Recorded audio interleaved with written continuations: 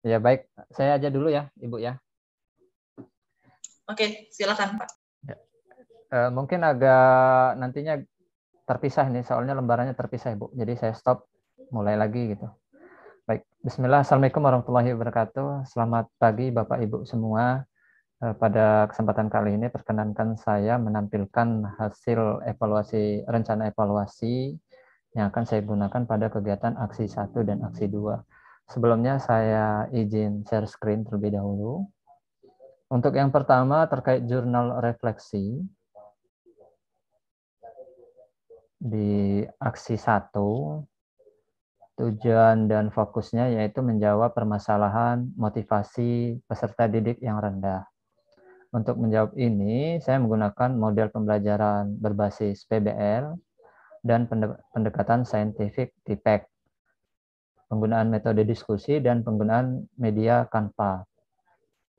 Untuk jurnal refleksi, saya menggunakan pendekatan 4F, yaitu fact, feelings, findings, dan future.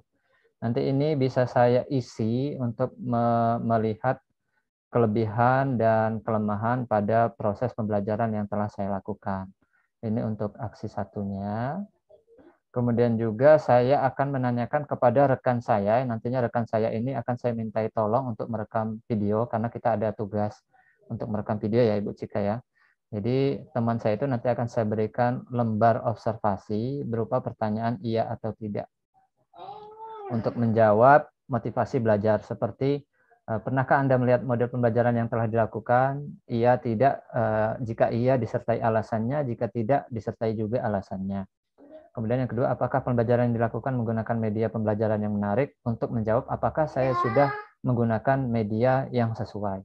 Kemudian yang ketiga, apakah pembelajaran yang dilakukan menarik minat peserta didik? Ini sebagai pemancing saja karena fokus saya ke motivasi belajar. Harapannya dengan minatnya ada, maka motivasi juga akan terbangun nantinya. Kemudian yang keempat, apakah pembelajaran yang dilakukan membuat antusias peserta didik? Ini terdiri dari indikator motivasi, yaitu antusias, semangat, tekun, ulet, rajin, dan tertantang dengan hal yang baru. Kemudian langsung, apakah pembelajaran yang dilakukan meningkatkan aktivitas peserta didik? Apakah pembelajaran yang digunakan menggunakan pendekatan scientific feedback? Lalu apakah pembelajaran sesuai dengan materi yang diajarkan? Sehingga ke semua instrumen soal ini menghendaki jawaban iya atau tidak, disertai dengan alasan. Ini untuk aksi pertama terkait motivasi belajar siswa yang rendah. Kemudian untuk aksi kedua, untuk menjawab digital literasi peserta didik yang rendah. Saya menggunakan pendekatan scientific feedback dengan model pembelajaran PJBL dan menggunakan metode diskusi kolaborasi dan media Canva. Ini sama seperti aksi 1, saya menggunakan pendekatan 4F. Lalu yang ini masih sama juga, karena isinya, karena sifatnya jurnal refleksi ini adalah ada juga wawancara terhadap rekan guru, maka nantinya jawabannya juga menghendakinya ya kurang lebih sama. Ini untuk jurnal refleksi, Ibu Cika. Kemudian saya stop share lagi, saya mau menampilkan yang kedua, yaitu lembar observasi. Lembar observasi ada 2 juga untuk menjawab rencana aksi dan rencana aksi 1 dan rencana aksi 2. Ini mungkin ada untuk skor penilaiannya saya menggunakan 1, 2, 3, 4.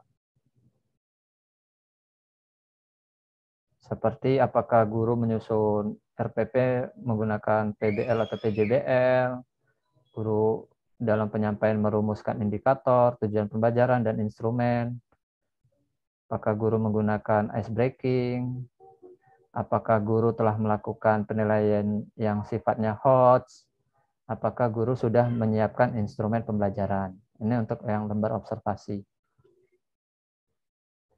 Kemudian selanjutnya, yang ketiga, terkait penilaian hasil wawancara. Hasil wawancara ini saat pertemuan sebelumnya dengan Pak Pit, bagaimana Pak Pit jika pertanyaan ini langsung menjawab untuk aksi 1 dan aksi 2 terkait motivasi dan rendahnya digital literasi. Maka Pak Pit menjawab, tidak apa-apa, di sini hanya ada 5 pertanyaan. Di antaranya, bagaimana pendapat Anda tentang pembelajaran yang telah dilakukan? Apakah sudah memenuhi langkah-langkah pendekatan PBL dan PJBL, model PBL dan PJBL? Kemudian yang kedua, bagaimana pendapat Anda tentang pendekatan yang digunakan, yaitu scientific impact dan media Canva dalam proses belajar mengajar? Apakah sudah dapat meningkatkan motivasi peserta didik dalam pembelajaran? Kemudian yang ketiga, bagaimana pendapat Anda tentang rendahnya digital literasi peserta didik di sekolah? 4. Pendekatan atau langkah apa yang harus dilakukan oleh seorang guru dalam meningkatkan digital literasi peserta didik? Kemudian yang terakhir, apa saran dan harapan Anda untuk guru dalam pembelajaran di kelas agar motivasi peserta didik meningkat? Nah, instrumen wawancara ini saya ambil narasumber dari kepala sekolah. Untuk rekan sejawat, kurang lebih sama, hanya saja di bagian terakhir, pertanyaannya, apa saran dan harapan Anda untuk rekan guru dalam pembelajaran di kelas agar motivasi peserta didik meningkat? Ini untuk lembar observasi, mohon maaf, untuk penilaian hasil wawancara. Kemudian selanjutnya yang keempat, yaitu terkait hasil survei. Hasil survei ini hampir sama dengan instrumen penilaian yang include pada rencana pelaksanaan pembelajaran. Hanya saja hasil survei ini adalah untuk menjawab aksi 1 dan aksi 2 terkait permasalahan yang terpilih. Pertanyaannya, untuk aksi 1 dengan tujuan pembelajaran model PBL dan untuk mengatasi permasalahan rendahnya motivasi, saya mengambil indikator untuk motivasi belajar diantaranya senang atau antusias, rajin belajar, penuh semangat, tekun dan ulet, dan yang terakhir adalah tertantang hal baru. Untuk contoh soalnya, ini akan saya berikan kepada peserta didik setelah pembelajaran selesai. Ada 4 pertanyaan. Yang pertama, pembelajaran PPKN di kelas Pak Edi Susanto hari ini membuat saya, jika peserta didik itu sesuai dengan pengalamannya, maka peserta didik hanya akan memberikan tanda checklist pada pengalaman yang dia rasakan. Lalu yang kedua, pembelajaran PPKN di kelas Pak Edi Susanto menggunakan gadget atau Android, sehingga membuat peserta didik, jawabannya sama, indikatornya sesuai dengan pengalaman. Kemudian sampai yang keempat. Harapannya dari kelima aspek yang dinilai ini, peserta didik memiliki KKM 75. Baru dikatakan peserta didik itu memiliki motivasi yang tinggi dan dapat juga dikatakan bahwa penerapan digital di sekolah itu terlaksana. Itu saja Ibu Cika untuk hasil survei. Kemudian yang terakhir terkait artefak pembelajaran. Artefak ini adalah yang saya pahami adalah dokumen pendukung setelah kegiatan PPL, kegiatan aksi 1 dan aksi 2 selesai. Di sini saya rangkum, misal ranah kognitif, afektif, dan psikomotornya terdapat hasil prestasi belajar, LKPD yang telah diisi, lembar observasi, lembar pengamatan, lembar observasi, bahkan jika perlu portofolio. Dan jika perlu dibubuhkan mungkin dokumentasi foto kegiatan, ataupun dokumentasi presensi dan dokumentasi hasil belajar peserta didik. Mungkin itu saja Ibu Cika dari saya dan rekan-rekan. Sekiranya ada masukan atau saran yang bersifat membangun, saya harapkan. Saya akhiri. Wassalamualaikum warahmatullahi wabarakatuh.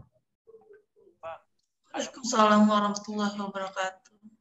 Terima kasih Pak Edi. Saya rasa tidak perlu sarannya karena ini presentasi, jadi tidak perlu disarani lagi karena dianggap sudah fix lah kemarin itu dengan Pak Pit. Oke, terima kasih Pak Edi. Bagus sekali.